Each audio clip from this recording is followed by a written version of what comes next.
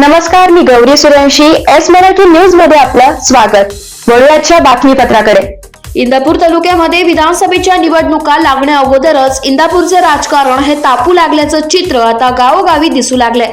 त्यातच इंदापूर शहरामध्ये काही दिवसांपूर्वी हर्षवर्धन पाटील यांच्या कार्यकर्त्यांनी विमान चिन्ह व आमचं ठरलंय अशा आशयाचे बॅनर लावल्याने इंदापूरच्या राजकारणाला नवीन कलाटणी मिळणार असून त्यानिमित्ताने इंदापूर तालुक्यातील गावोगावच्या कार्यकर्त्यांकडून इंदापूर तालुका विकास आघाडीच्या शाखा उघडण्याची सुरुवात ही खऱ्या अर्थाने सुरू झालेली आहे. याला कारण ठरलं आहे ते इंदापूरचे राजकारण. कारण की इंदापूर तालुक्यातील हर्षवर्धन पाटील यांच्या कार्यकर्त्यांना वाटतं की जसे 1995 सालची इंदापूर विधानसभेची निवडणूक ही इंदापूर तालुका विकास आघाडीच्या माध्यमातून अपक्ष लढवली गेल्याने त्यामध्ये मोठ्या प्रमाणात यश आले होते.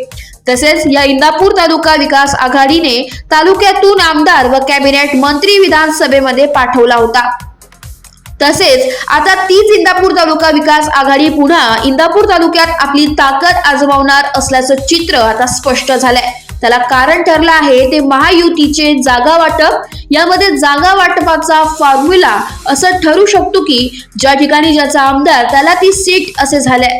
तर इंदापूर विधानसभेची जागा ही राष्ट्रवादी काँग्रेस पार्टी अजितदादा पवार गटाकडे जाणार आहे. त्यामुळेच इंदापूर मधील कार्यकर्त्यांनी गावोगावी गाव तेथे शाखा या उपक्रमांच्या माध्यमातून इंदापूर तालुका विकास आघाडीच्या शाखा उघडण्यास सुरुवात केली आहे.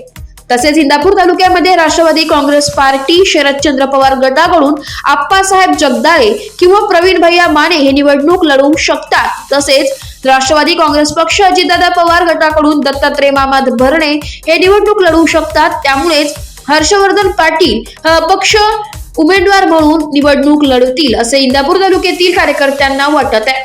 तसेच अपक्ष लढल्याने मोठ्या प्रमाणात फायदा हा हर्षवर्धन पाटील यांना होऊ शकतो असे कार्यकर्त्यांचे मत आहे.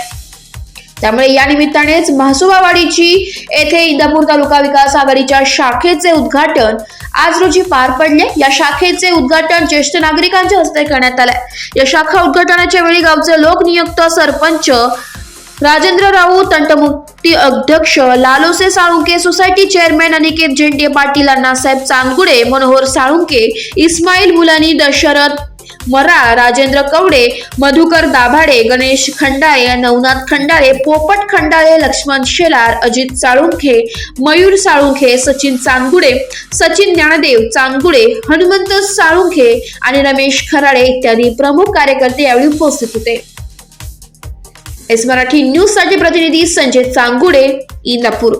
अशाच ताज्या घडामोडी जाणून घेण्यासाठी आमच्या एस मराठी न्यूजला लाईक करा, शेअर करा, सबस्क्राईब करा आणि पाहत रहा एस मराठी न्यूज.